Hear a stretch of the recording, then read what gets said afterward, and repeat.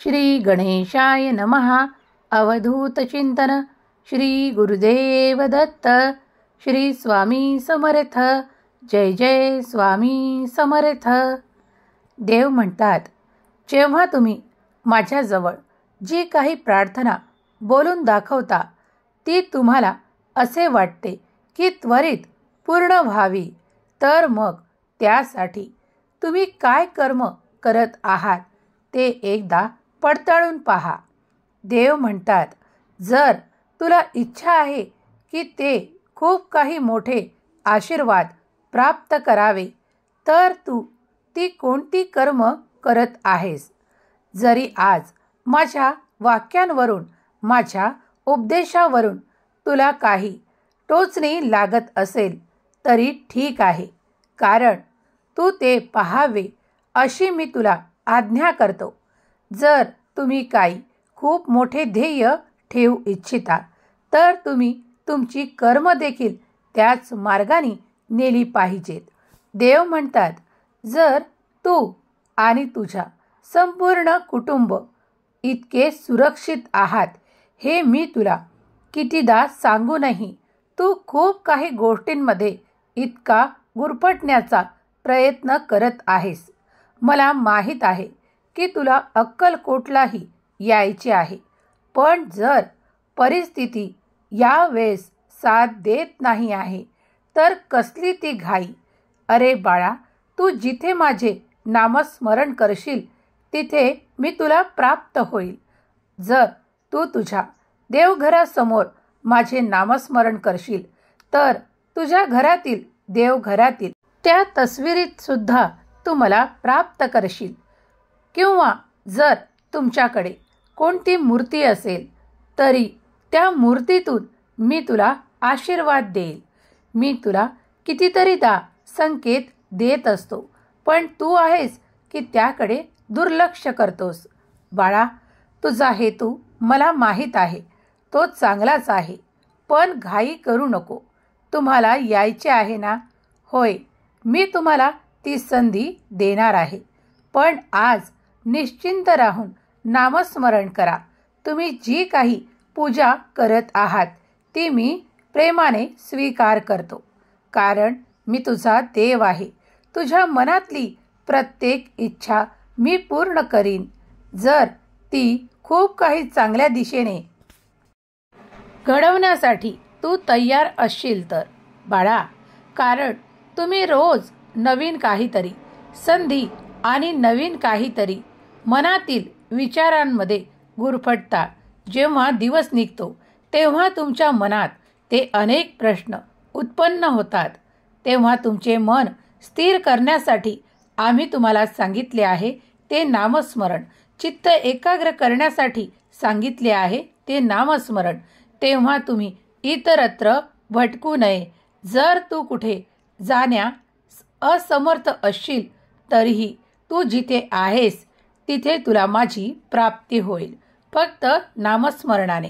बाळा, जर तुम्ही हा प्रयत्न केला की मी जास्तीत जास्त देवाचे, स्वामीचे नामस्मरण करून स्वामींना प्रसन्न करीन, तरीही मी देखील तुझ्यावर प्रसन्न होईल आणि तुझी ती इच्छा तुला पूर्ण करून देईल.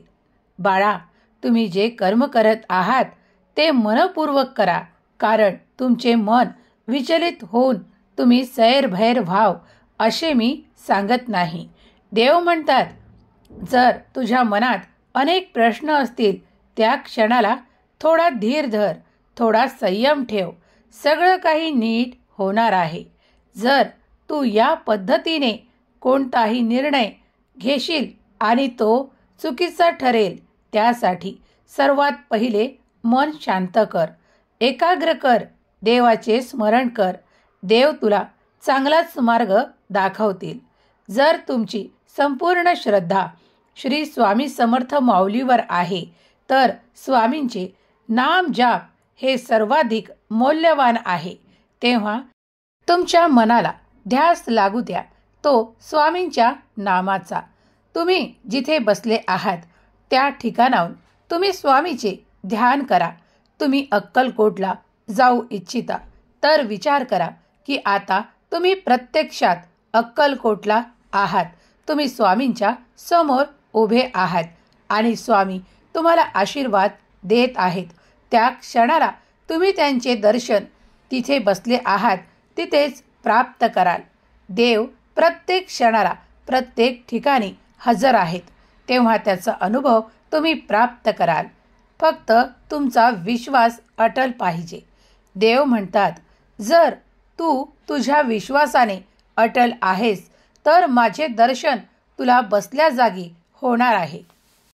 देव म्हणतात, पुढील काळात बाळा, तुला ज्या काही कमतरता भासत आहेत त्या कमतरता, त्या उणिवा मी माझ्या आशीर्वादाने आणि चमत्काराने नाहीशा करून तुझ्यासाठी असे काहीतरी दिव्य चमत्कार पाठवणार आहे. त्यासाठी सज्ज राहा. त्यासाठी माझा आशीर्वाद तुझ्याकडे येत आहे. तुझ्यासाठी माझे असे द्वार मी उघडू इच्छितो जिथून तुला कुठलीही कमतरता पुढे भासणार नाही. तुमचे आर्थिक जेही काही प्रश्न आहेत ते मार्गी लावण्यात येतील. तुम्ही जी काही काळजी आज करत आहात ती काळजी तुम्हाला काही काळानंतर त्रास देणार नाही, कारण माझा आशीर्वाद त्यासाठी कार्य करत आहे. हे संपूर्ण ब्रह्मांड तुझ्यासाठी कार्य करत आहे. निश्चिंत राहा. देवाचे ध्यान कर. देवाचे नामस्मरण कर. तू मला त्या नामातच प्राप्त करशील. जे कोणी माझ्याकडे त्या प्रेमासाठी प्रार्थना करू इच्छितात तेव्हा मी त्यांना तो प्रेमाचा आशीर्वाद देऊ इच्छितो. त्यांच्यावर मी ते प्रेमाचे असे काही नात्यातील बंध देऊ इच्छितो ज्यामुळे त्यांचे जीवन त्यांना सुखाने आनंदाने भरलेले जाणवेल. जे माझ्याकडे त्या आर्थिक प्रश्नांसाठी खूप काही प्रश्नात आहेत आणि ते आर्थिक चमत्कार प्राप्त करण्यासाठी माझी प्रार्थना खूप काही काळापूर्वी पासून करत आहेत, त्यांना मी तो आर्थिक चमत्कार पाठवत आहे. त्यांनीही तो घेण्यासाठी सज्ज असावे. देव तुम्हाला आज विचारत आहेत की तू जी काही मागणी करत आहेस त्यासाठी तू किती कर्म केले आहेत. देव म्हणतात, जर तुझे कर्म योग्य दिशेने असतील तर तुला ते प्राप्त करण्यापासून कुणीही वंचित ठेवणार नाही. यावर संपूर्ण विश्वास ठेव. जर तुम्ही ते योग्य कर्म केले आहेत तर ते तुम्हाला प्राप्त झाल्याशिवाय राहणार नाही. देव म्हणतात, माझे देवदूत ते तुझ्याकडे घेऊन येत आहेत, कारण तू त्यासाठी कर्म केले आहेत. तेव्हा आता ते आशीर्वाद आणि ते चमत्कार प्राप्त करून आनंदी राहा, कारण माझा आशीर्वाद मी तुला देऊ इच्छितो. जर आज या क्षणाला तुमच्या मनात खूप काही प्रश्न असतील, खूप काही इच्छा असतील तर त्यासुद्धा तुम्ही स्वामीला सांगा. स्वामी त्या सर्व काही पूर्ण करण्याचे सामर्थ्य ठेवतात.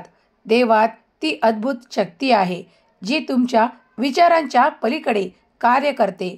आज जे तुम्हाला अशक्य वाटत आहे ते देखील पुढील काळात तुमच्यासाठी देव शक्य करून देतील. तेव्हा देवांवर संपूर्ण विश्वास ठेवा, संपूर्ण श्रद्धा ठेवा. सर्व काही नीट आणि योग्य पद्धतीने तुमच्याकडे पाठवण्यात येईल. श्री स्वामी समर्थ नामाचा जयघोष करायला विसरू नका. देव तुमचे कल्याणच करणार आहेत, यावर संपूर्ण विश्वास ठेवा. श्री स्वामी समर्थ.